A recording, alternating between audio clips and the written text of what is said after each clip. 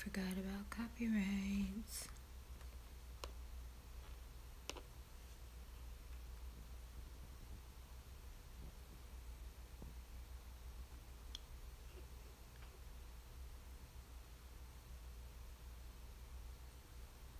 I feel like I'm the only one awake in the world right now.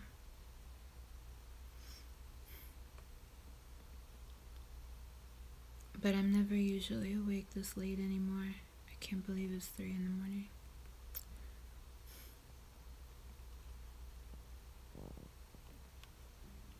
Hi, you guys, to everyone who's awake, if it's not 3 in the morning where you are.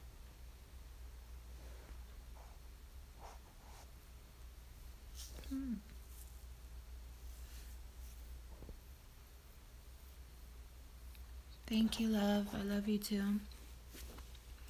And I actually am feeling a lot better. I'm gonna just go ahead and tell the story. Okay, it is 3 in the morning, a lot of places.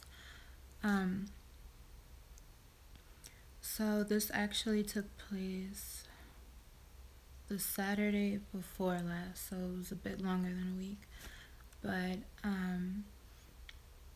I was at a cookout at Cuddy's mom's house, and we usually go over there all the time on the weekends. It was nothing out of the norm. Though I was stressing out a lot in the 24 hours before it happened. I was even crying, and I could see that I would have lost a lot of salt from tears. And that's the only thing I can think, because I know when your body doesn't have enough sodium, it can cause a seizure. But I really think there has to be more to the story. So anyway, yeah, we were at his parents' house. They had cooked out and we were all eating. Me and Chris were sitting at the kitchen table and just eating, talking like normal, nothing. I didn't feel weird at all.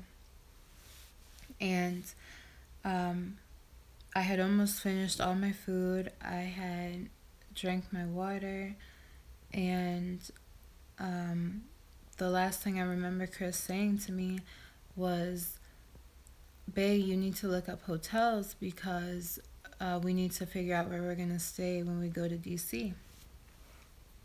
And I said, okay. And the next thing I remember, I was on the floor. And I was looking up. And his mom, his dad, and him and Cairo, everybody was looking at me. And I was on the floor. And I was just looking around like, what the hell is going on? Like, why is everybody staring at me like this? What's going on? And I looked at Chris's face, and he was like, he looked like he saw a ghost. He was crying, like shaking. He looked so scared. And I was just like, I was totally out of it. Like, but at the same time, I was looking at everybody like, what happened? Why am I even on the floor? And then I remember either his mom or he, Chris, asked me what his name was, and I told him his mom's name, and he asked what Cairo's name was, and I didn't know. And that is what scared me the most. I could not think of his name for anything. Like, I wanted to say it and I didn't know it. And then right as I was trying to like jog my memory, I tried to jump up really quick and I couldn't walk. I felt like a baby giraffe. That's what I said tell everyone when I'm telling this story, but um, I couldn't walk at all. It was my legs were wobbly. A paramedic came around the corner out of nowhere and told me not to try to walk, and they were going to help me to a stretcher. And at this moment, I still didn't know what happened. And I asked everybody, like, what's going on? I was crying. I was so scared. And they were like, you just had a seizure. And I'm thinking in my mind, like, no, I didn't. I wasn't there for it. Like, what are you talking about? That never happened. Um, and they were just taking me to the stretcher, and Cuddy had his arm around me, I think. Um, and yeah, they just put me on the stretcher and took me into the ambulance.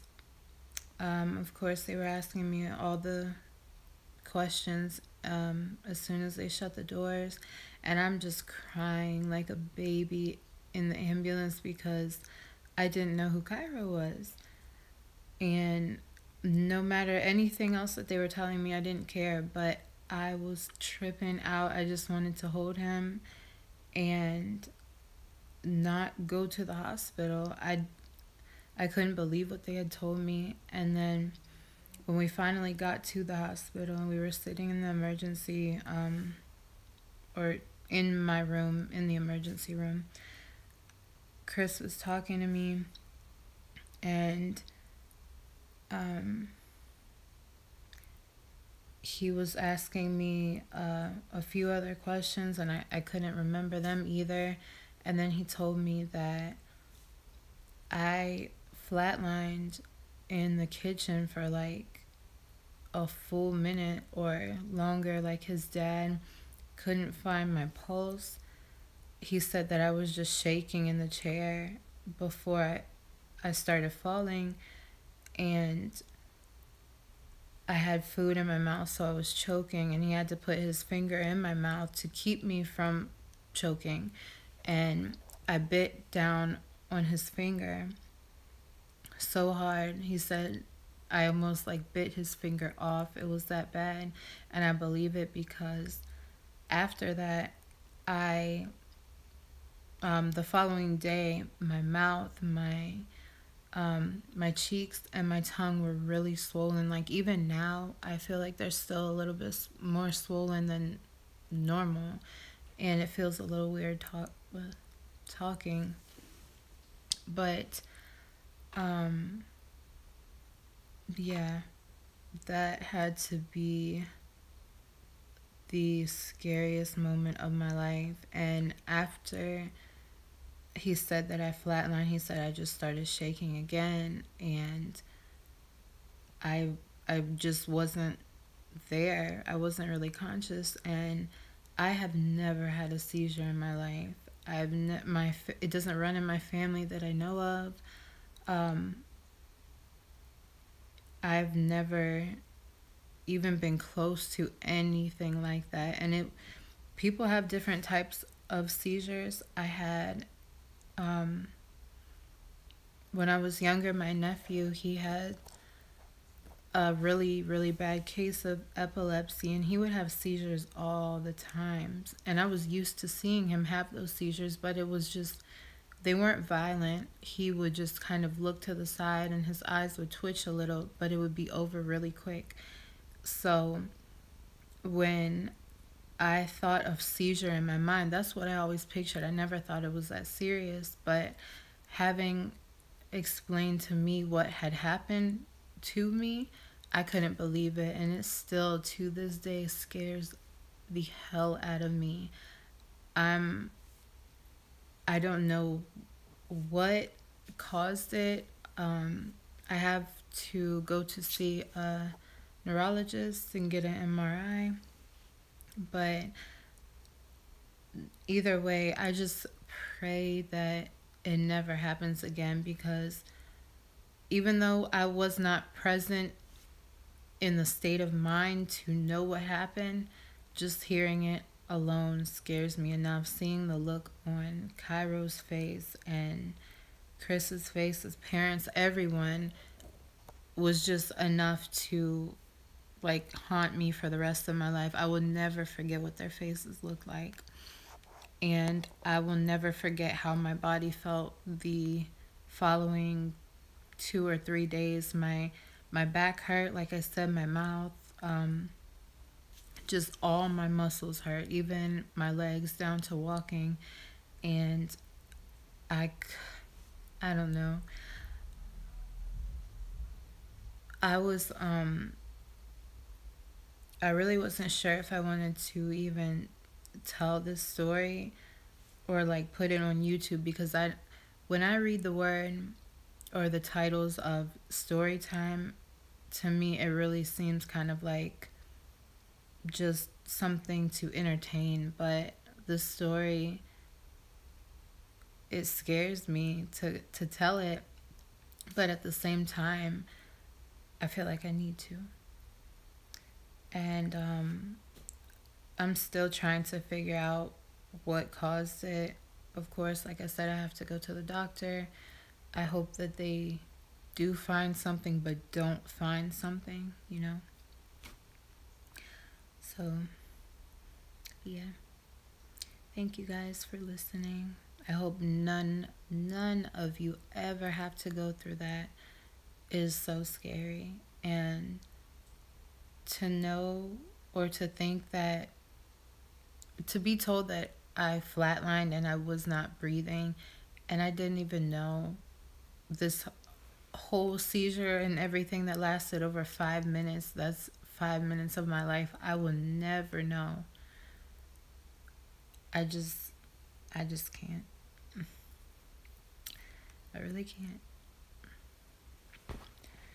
I just pray that my health gets better in all areas, because since I've had Kai, I just haven't felt like the same summer at all. I go to the gym, I still eat healthy, but my body is just, I feel like a completely different person. And I'm trying to take time. I'm trying to ease back into the old routine, or my routine of my old life, but I know I gotta take it slow. I don't know. I'm not trying to ramble. I know it's like 3 in the morning, but this has been on my mind all day. And I'm just happy that I still have my brain intact, you know? Because when I couldn't remember Kai's name, I started freaking out immediately.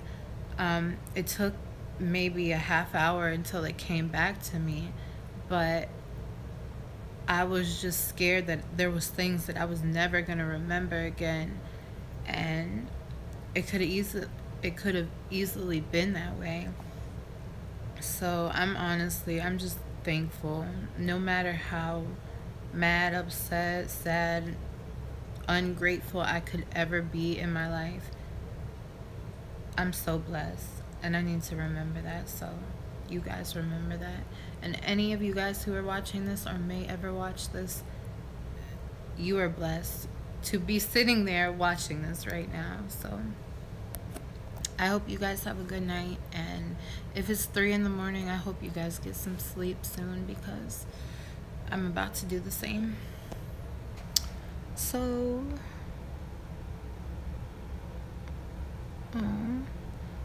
thank you guys, all of you.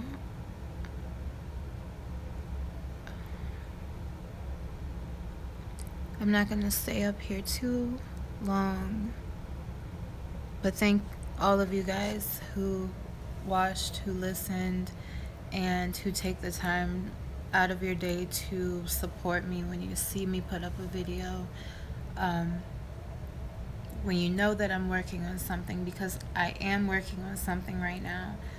Whether or not my health is good right now, my spirits are still up. I'm still optimistic, and I do not plan on quitting what I've been set out to do. My journey and my passions are so much clearer to me in these days of my life, and you guys, I don't know how this may sound, but I get some of my biggest motivation from everyone on YouTube who supports me. I can go to Instagram, Facebook, wherever else, and it just doesn't feel the same, but I have nothing but support from you guys, and it really does mean a lot. So, I don't I don't want to cry. I'm not going to cry. I'm going to get off of live and I'm going to go brush my teeth and go to sleep. But I really do love you guys, and I hope you have a good night. Bye, you guys.